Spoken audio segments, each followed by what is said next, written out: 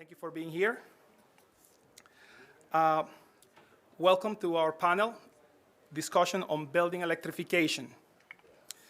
My name is Francisco Sayu. I am the Emerging Technology Director at Renew Wisconsin. I want to start by thanking my team at Renew for creating this space to engage in conversation.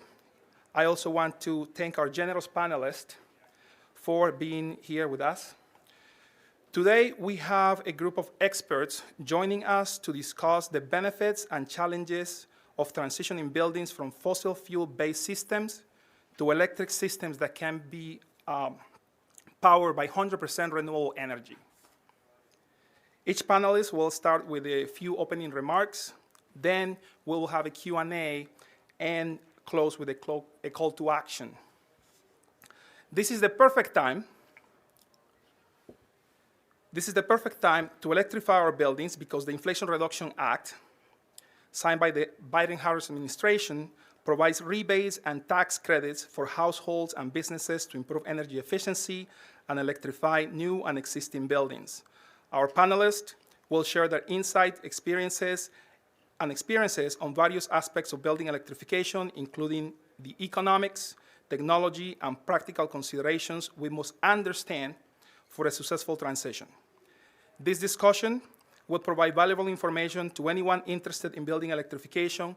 We hope this conversation will inspire you to take the next step towards electrifying your home or business. Today we will hear from Abigail Corso. Abby is the Chief Strategy Officer for Elevate Energy. Jacqueline Freidel. Jacqueline is coming to us from the Focus on Energy program. She's also the proud owner of a net zero home. And Travis Herzog. Travis is the residential replacement specialist at Midwest Heating and Cooling. Now it is my pleasure to pass the mic to our first presenter, Abigail. So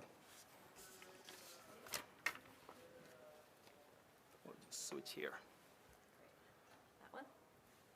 All right, perfect. Thank you so much. Good morning. It's so exciting to be here. I love this summit. I think Francisco told me there's over 600 people here today. So that's great and amazing, and welcome. Just a little background. Elevate is a nonprofit organization, and we are committed to kind of climate change and equity.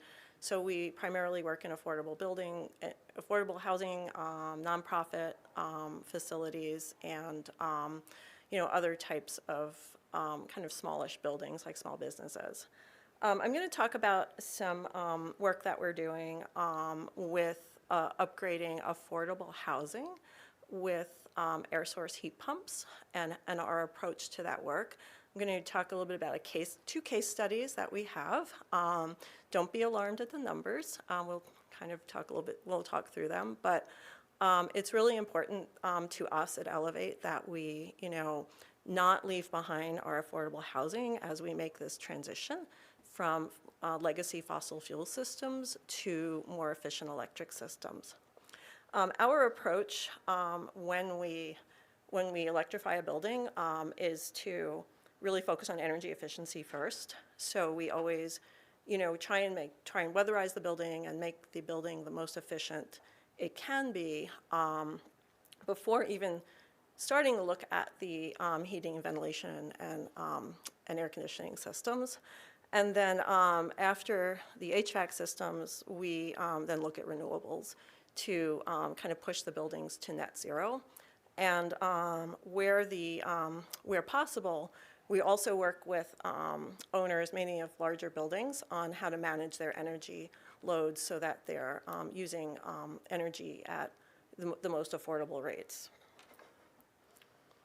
So this is a building. It's located here in Madison. It is a affordable housing. It is naturally occurring affordable housing, which means that it is not subsidized by HUD or a tax credit.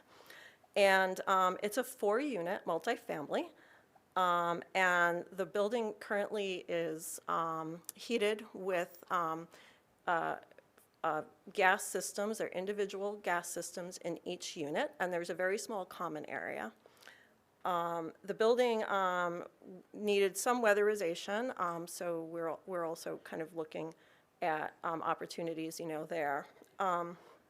Essentially, what we're doing in this building is we are removing the individual gas furnaces, replacing them with air source heat pumps, and hopefully metering those heat pumps into a single meter, because currently everything is metered separately at the building, that the owner will pay for. And to offset the costs, the added electric load, because this building does not have air conditioning, most of the buildings, the affordable buildings we work in, do not have air conditioning. So even though we're electrifying with a efficient system, we're actually adding electric load to the building. So we'll be putting a 20 kilowatt solar system on top of this building, which will offset all of the electric load from the heat pumps. Don't be frightened.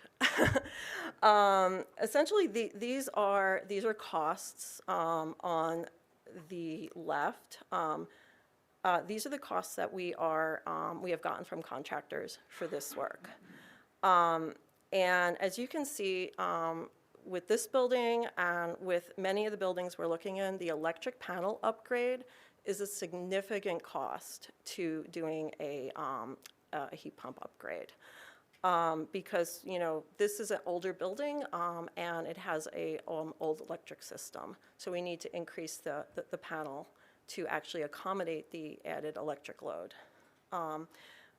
Weatherization, this building actually was weatherized. We're doing a little bit more. And then we are doing a domestic hot water upgrade at the building as well. So it is a sizable project on the HVAC side. But to make this project work, and this owner is very committed to demonstrating this work in this type of building, we worked with the owner to leverage over $73,000 in grant money, and then rebates and tax credits for the work, which would be covering over half of the cost of this project. If we knew more about IRA, I think we heard a little bit about it this morning, we would have some better optics into how the heat pump programs in IRA could be applied, and I think it would drive down the cost more. This project hopefully will be going to construction in the spring, so we may not have all the information about IRA by then. And if we look at just the costs, the gas savings, we are seeing modest reduction in utility bills. I'm going to say modest because it's not, the costs and the payback period is very long for these projects without the grants and other subsidies. Also wanted to talk a little bit about a single-family home here, since some of the other panelists will be talking single-family. We are kind of doing similar work with single-family homes where we're, upgrading with heat pumps. So this is kind of typical costs that we're seeing for an older home, kind of, 1920s, 30s era construction. Again, if you look at the electrical panel upgrade, it's also absolutely necessary in these buildings, and it's a sizable cost, compared to the full project. Most of the buildings that we work in need some type of weatherization, so doing that here as well. And then this is a owner that really wanted to upgrade their appliances because they had older appliances. So we're doing, a heat pump dryer and adding induction stoves to this building. This building happens to be in Chicago, where there's actually a lot of gas stoves as compared to here in a lot of the affordable buildings we're in. It's mostly electric, so we haven't been doing as many appliance upgrades. Again, a sizable project, and because in this utility market, the utility is really trying to jumpstart the heat pump market. They're providing pretty deep subsidy for owners that are willing to kind of be first adopters. And I'm going to stop there, and Yeah. do I turn it to you, Francisco, or to Jacqueline? Well, I'm going to turn it over to Jacqueline to talk a little bit more about single-family homes.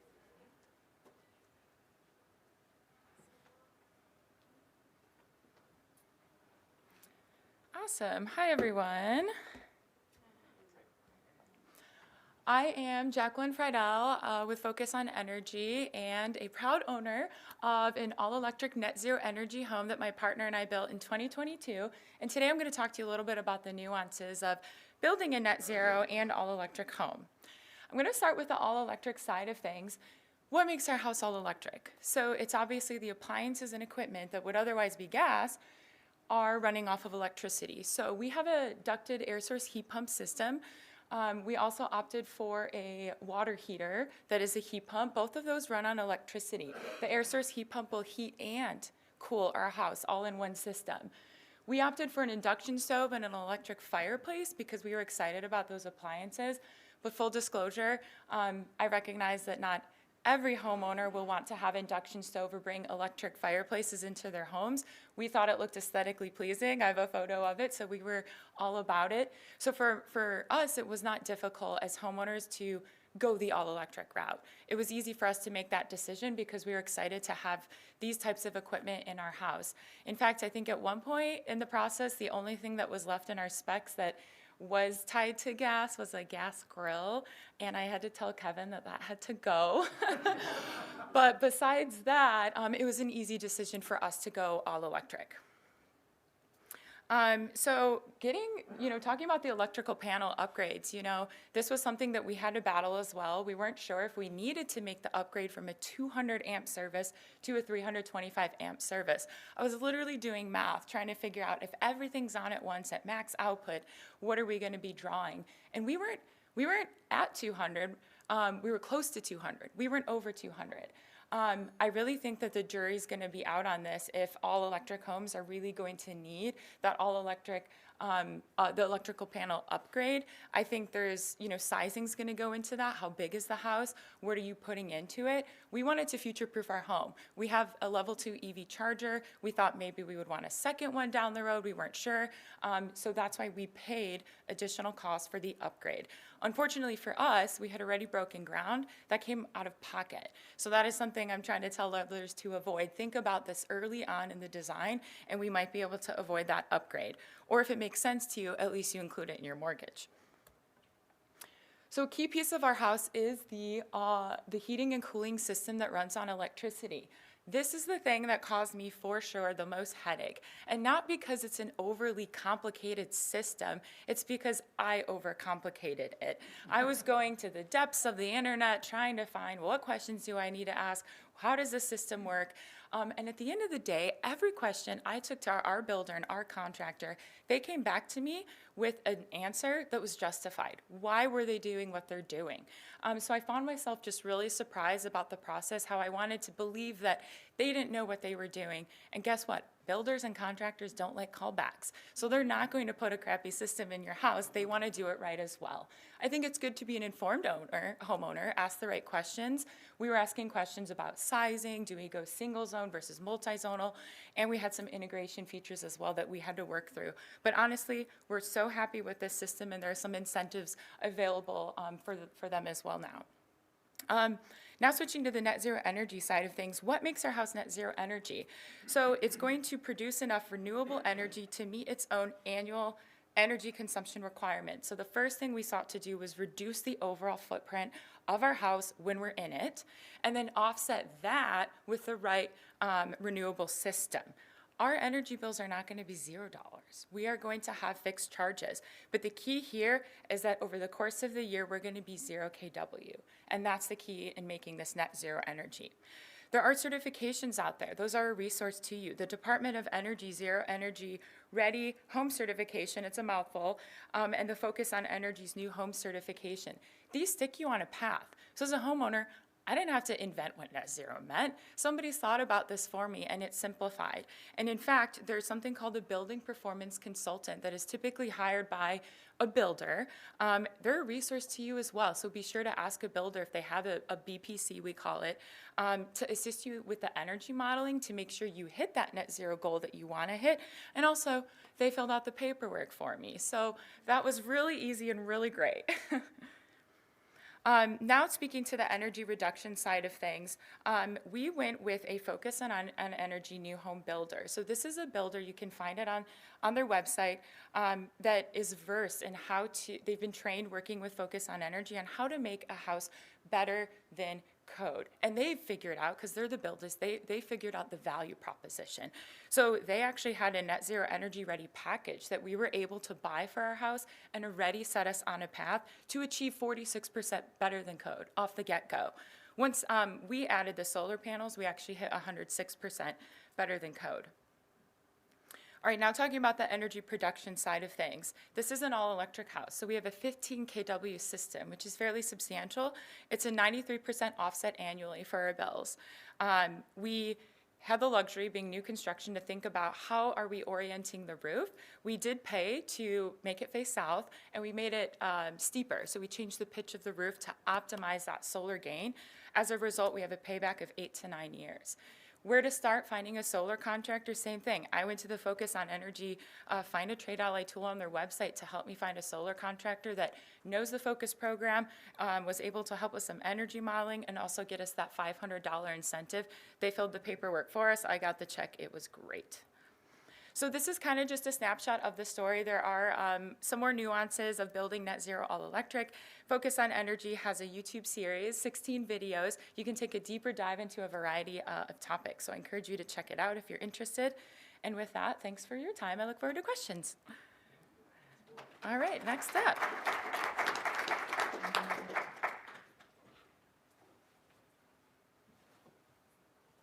All right. My part of this presentation is to talk about existing homes. Of course, new homes are a little bit easier because you got all the stuff, you know, start from scratch. But how to get existing homes off of natural gas and into the electrification process. So a little bit about us. We're entering our 5th year in business for HVAC companies. That's not very long, but we take on projects that a lot of places will shy away from. We specialize in this kind of stuff. The owners have worn a lot of different hats, have a lot of experience in this industry, so we can kind of take on any project. There's nothing too big, too small for us to do. I've been part of the team for over a year, year and a half. I have heat pump certification in both Mitsubishi, Daikin, radon mitigation, and I pretty much am kind of like the heat pump connoisseur when it comes to this stuff. So I'm the one that's usually going to come out for you.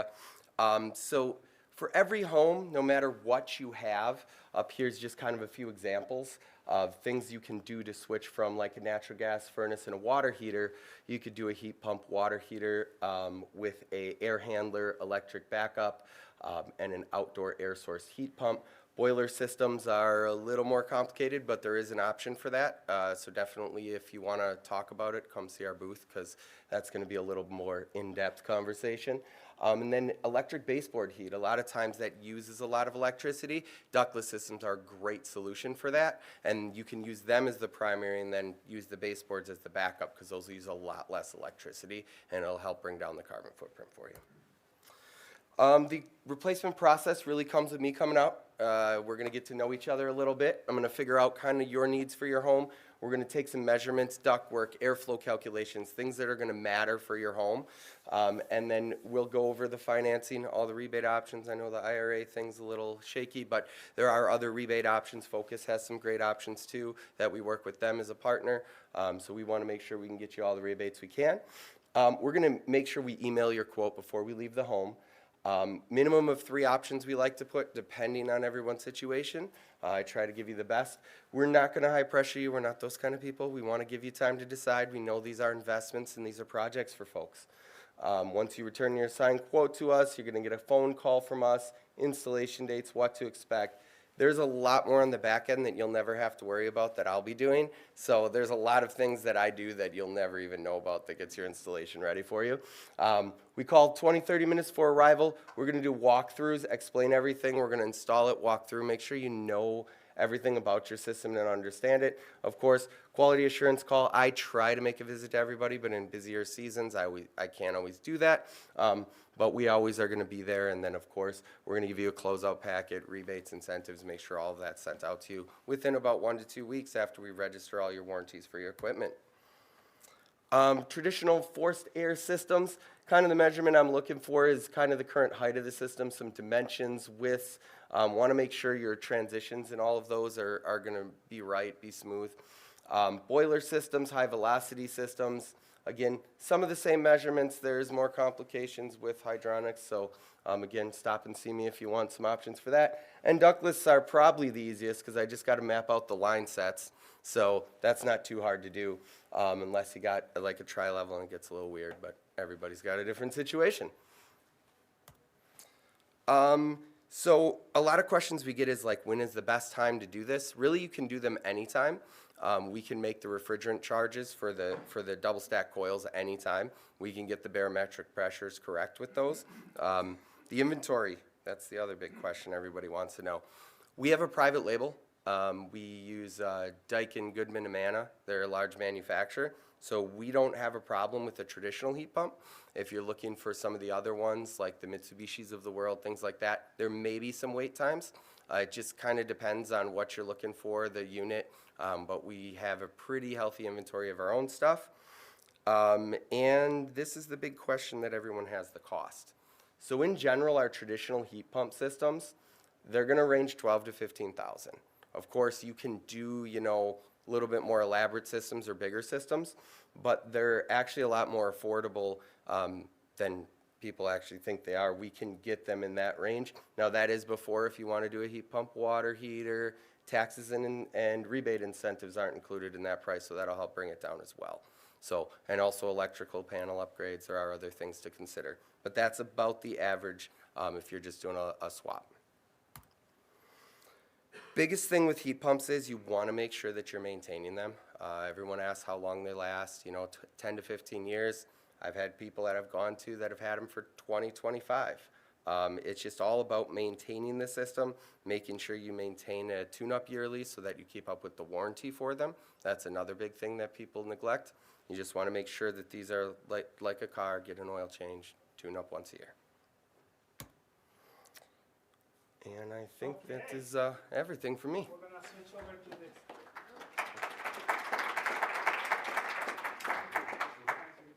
We're going to switch to the Q&A. If you have never seen a heat pump, come and see me at the end of the presentation. I have heat pumps on my socks, so you can tell I'm an electrification nerd, but that's okay.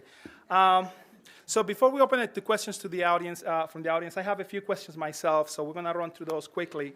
I want to start by revisiting one of the slides had this phrase, meeting homeowners where they are. I want to revisit that. So in terms of thinking about different type of homeowners and different communities, what strategies or tools are most effective to reach disadvantaged communities that might not have the knowledge, the time, and the resources to engage on energy issues at the level that we're discussing here today? And Abby, I would like you to start with that one if you are, yeah. Sure, thanks. So, we mostly work in marginalized communities and in affordable housing. And I think the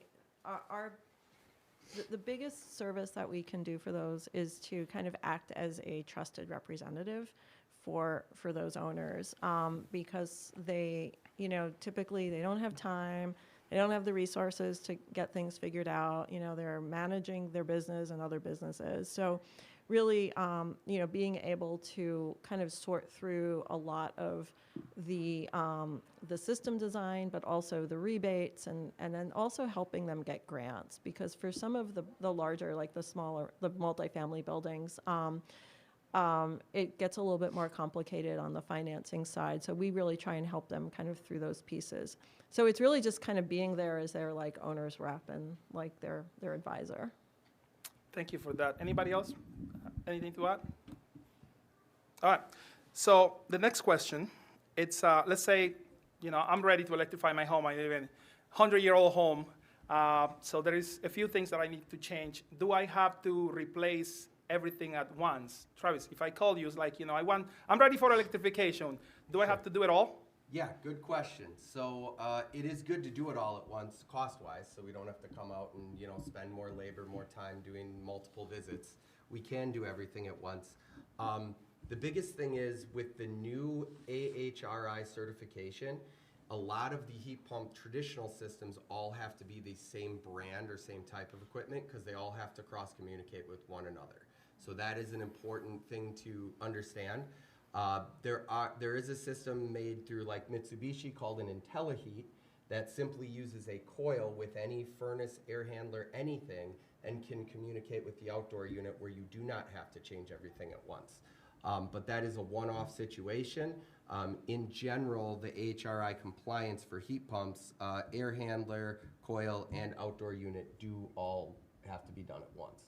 The heat pump water heater can be done at any time or added later, but if we're talking full electrification, do it all at one time would be the best option. All right. Thanks for that.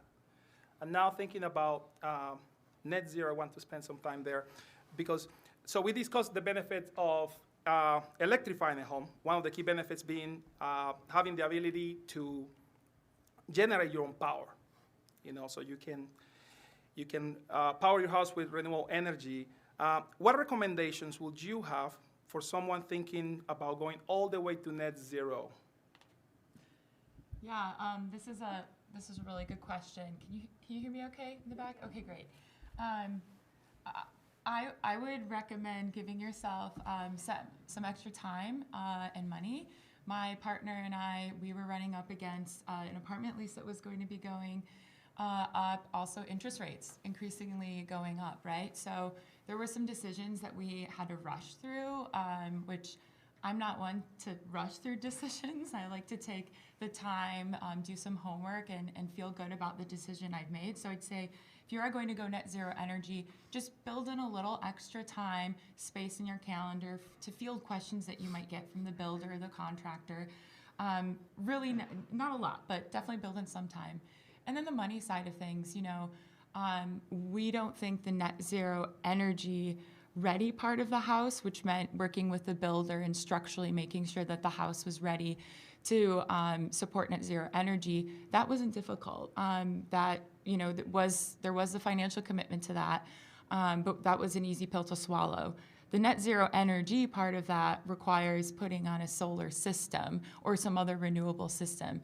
And a 15 kW system isn't cheap. So definitely think about how are you going to pay for the system? Is it going to be a home equity line of credit? Is it going to be a personal loan?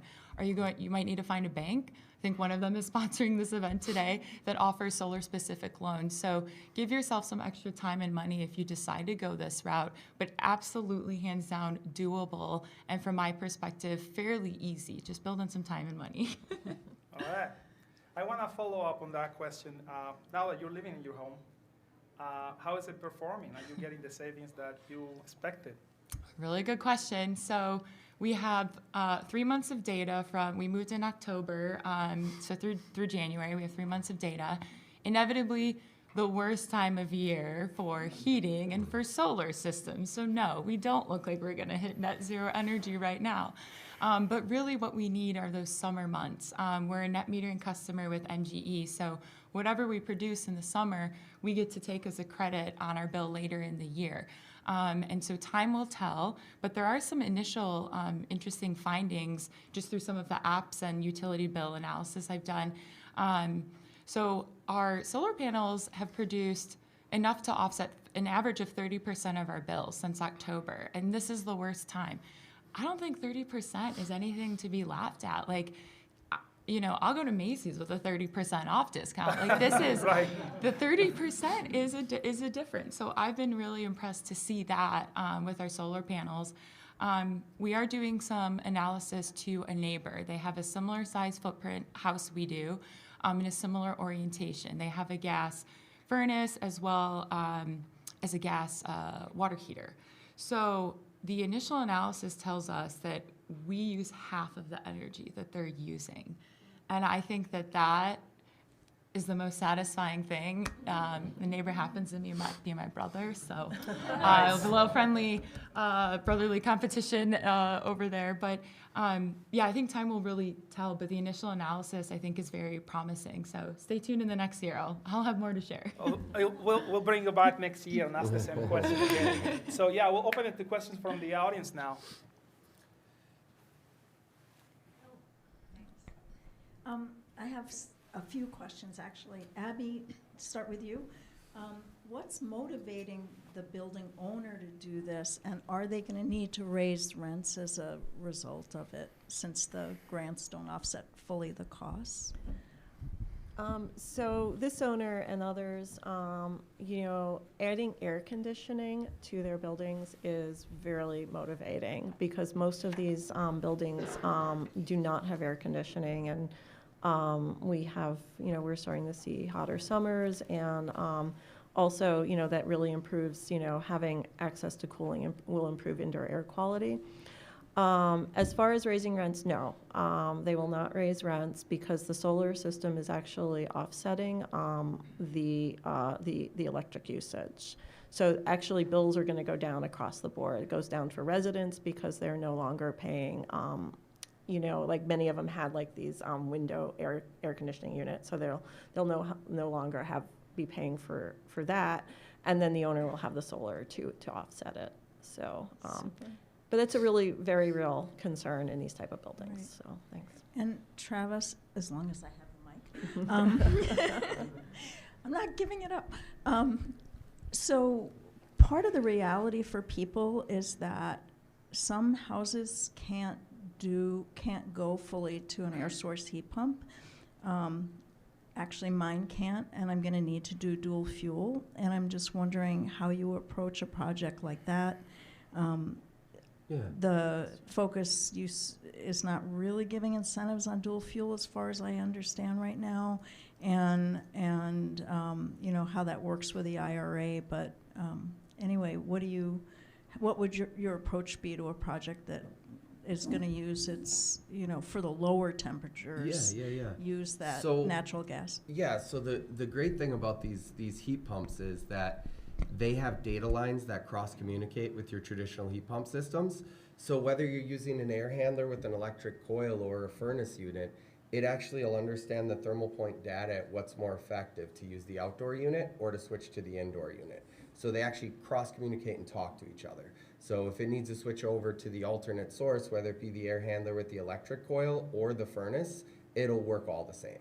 So, it'll switch back and forth as needed. Generally, though these things can get down to negative 13 degrees, negative 20 degrees, these cold climate heat pumps, your sweet spot for your thermal point where it's going to want that alternate source is between about 18 to 22 degrees, because at that point, it's more efficient to use either the indoor coil or the alternate dual fuel source than to use the outdoor climate. So it's still using electric both ways on the all-electric system, or it's switching over to the dual fuel system. But if you think about it, it's warm enough today that it would probably kick over to the heat pump right now, because it's warm enough out right now, and just use the other source at nighttime when it's colder. Cool. We have another question there. Yeah. I have a question for Abigail about the retrofit of that apartment building. You mentioned on one of the charts there that it was a 600 amp service. Was that for each apartment, or was that for the building as an entirety? That's for the building as a whole. Yeah. Sorry about that. There is another question here. Travis answered that question about the... Here. Thanks. Travis answered the question about the all-in-one heat pump installation really well. But as a homeowner, all-in-one really to us means going from the audit and the energy modeling all the way to the final installation and wrap up. Is there any consideration being given to, an electrification contractor, some place where one call does it all, including the appliances, the water heater, the solar panels, and the questions for anyone who can answer. I could take it if you want. Sure. Not entirely, because everyone specializes in everything, but that's why I'm here. So I've been networking with everyone here. Depending on where you live, because there's certain footprints for different solar companies.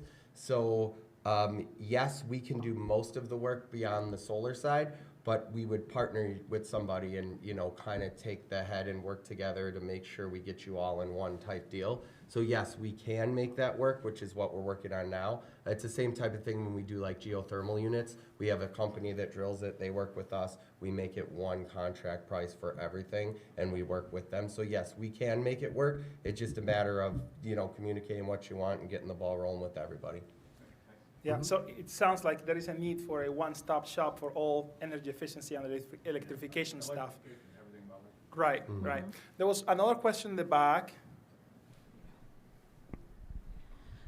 A lot of the people who are sitting in this room have been early adopters, and we're an example of that. So we have solar thermal as well as solar PV.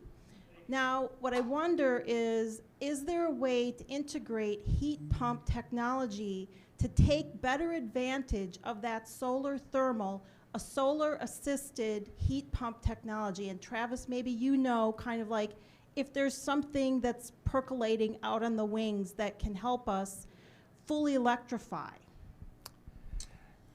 As far as the solar thermal goes, it depends on the age of the system, because some of these systems don't integrate with the new technology. Some of them do.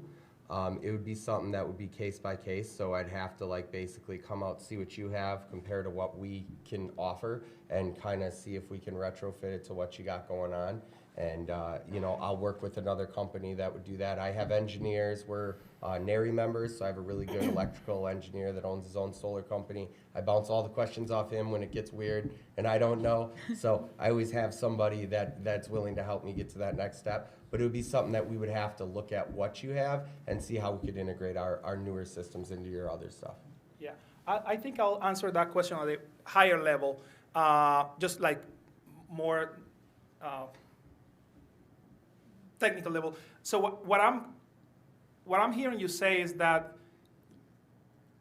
there is an opportunity to put heat pumps or to use heat pumps more efficiently if we take advantage of solar thermal, because then we have a higher heat source that we can use to tap into in those very cold days, right? Yes, and also, I don't know if this is engineeringly, technically possible, if it makes sense, but if you have a solar panel that directly heats a tank of hot water, Yeah.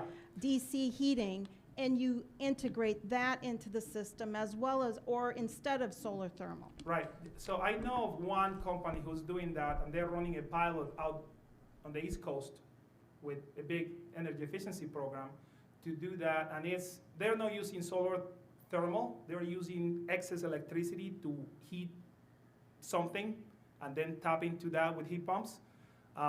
It's pretty early on, and I cannot tell you more about that. But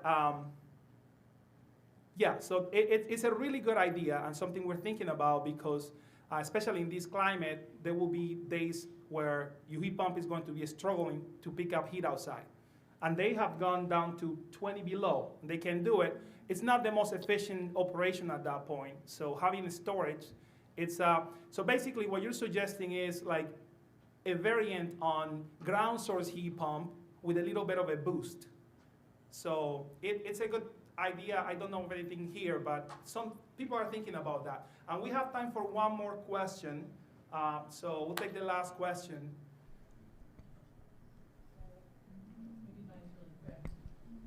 My question is for Abigail regarding the metering of the apartment building. The heat pumps are all being metered by 1 meter, and the building owner is taking care of that.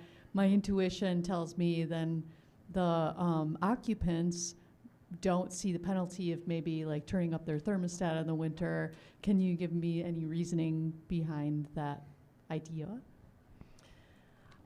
These are, these are very like low-income residents, and as part of kind of the entire project, there's a kind of resident engagement component. They'll be changing the thermostats in each unit. So we'll be working with the residents to, one, like understand like how to use the new technology, how to use the new thermostats, but also just help them on some behavior modification. And so that they're not, saying, oh, I need my apartment at 80 degrees all the time.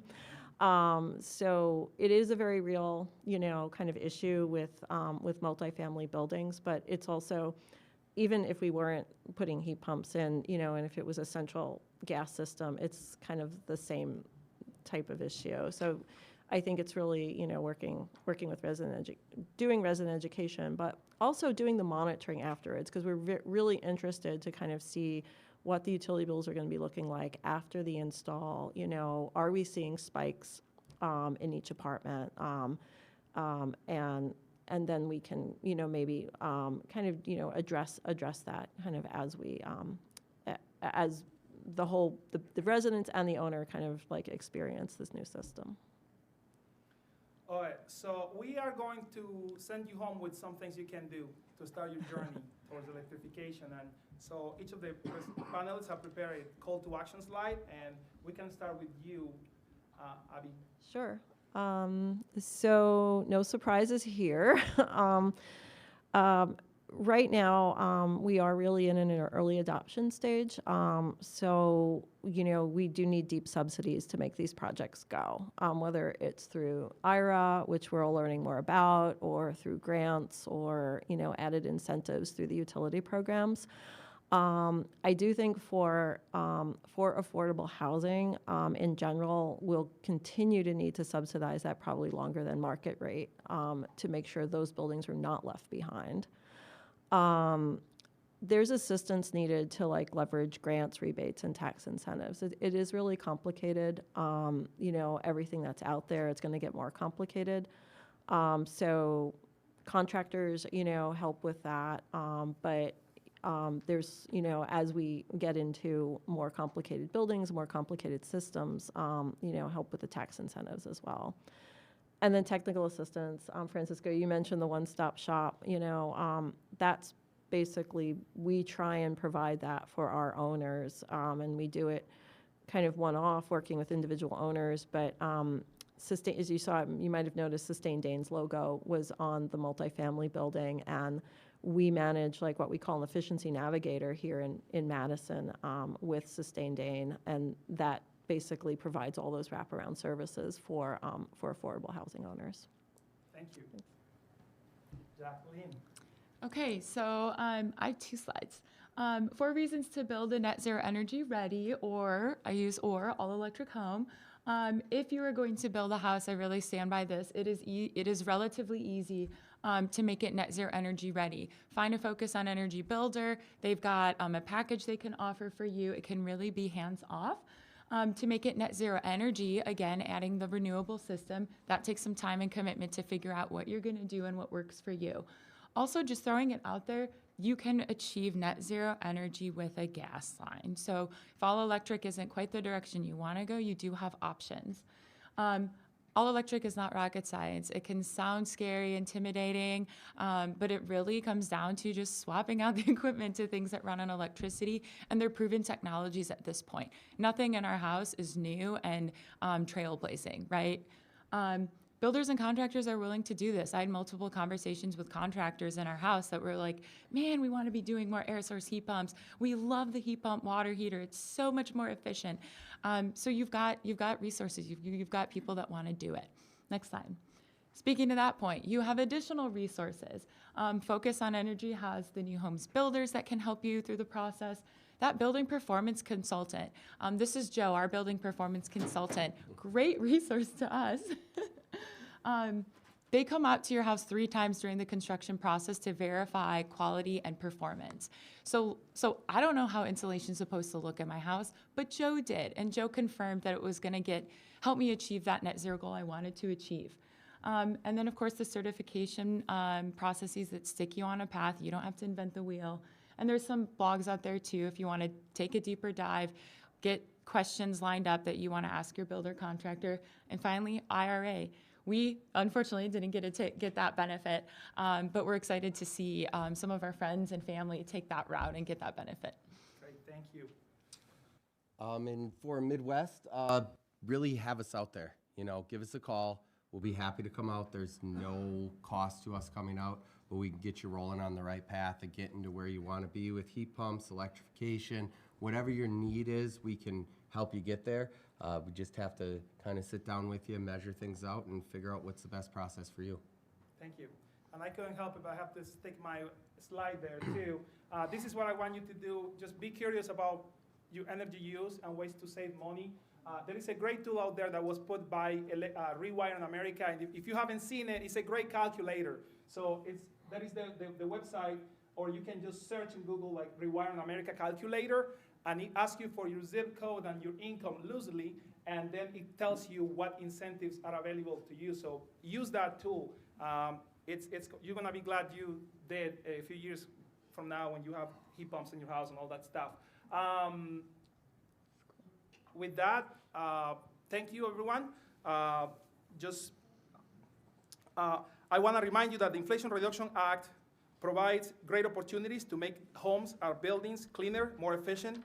Electrifying your building can save consumers money, cut emissions, and also strengthen local economies.